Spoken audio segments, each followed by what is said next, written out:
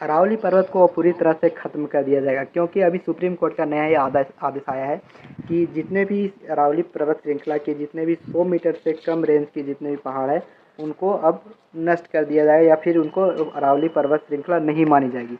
ऐसा जो है वो अभी रिसेंट में ही सुप्रीम कोर्ट का नया आदेश आया है। तो ये जो है इसका रिपोर्ट सुप्रीम कोर्ट 2003 में ही मांगती है और 2006 में इनको मुहैया कराया जाता है सुप्रीम कोर्ट को। लेकिन इसका जो रिपोर्ट है अभी सामने आता है कि जितने भी ये अरावली पर्वत रेंज में एकता के नाम पर किया भी जा रहा है इलीगल तरीका से, और इसको अब धीरे धीरे और भी बढ़ेगा इस आदेश आने के बाद।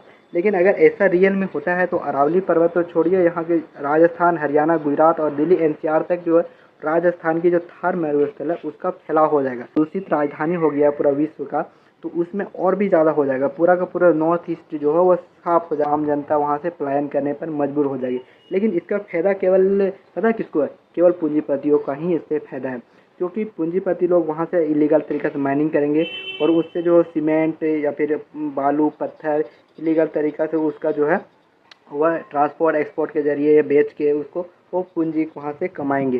लेकिन इससे जो है वो लोकल जनता को कोई भी इससे फ़ायदा नहीं है, केवल पूंजीपति का ही इससे फ़ायदा है। लेकिन इसका आने के बाद जो है वो गवर्नमेंट भी इसका विरोध नहीं कर रही, क्योंकि गवर्नमेंट भी दबाव में काम कर रही है। मैं आपको बताता हूँ कैसे।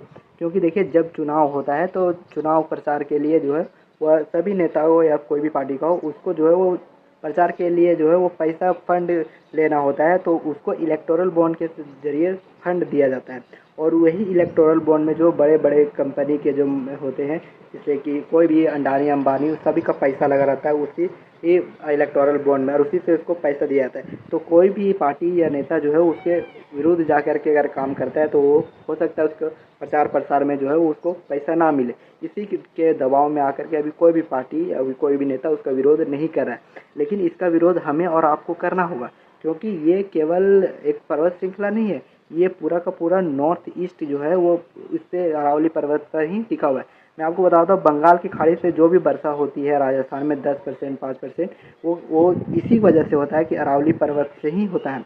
और नहीं, ये हमारी विरासत है, ये हमारी संपत्ति है और ये हमारा आने वाला कल है। ये जो है वो लाखों जीव जंतु का ये घर है। अगर ऐसे ही आधे साथ इलीगल माइनिंग के थ्रू जो है वो पूरा का पूरा पहाड़ के साथ साथ उनका जो वनस्पति है उनका भी उनको पलायन हो जाएगा, उसका नष्ट कर दिया जाएगा। तो इसको हमें बचाने के लिए इसका विरोध करना होगा। Thank you for watching.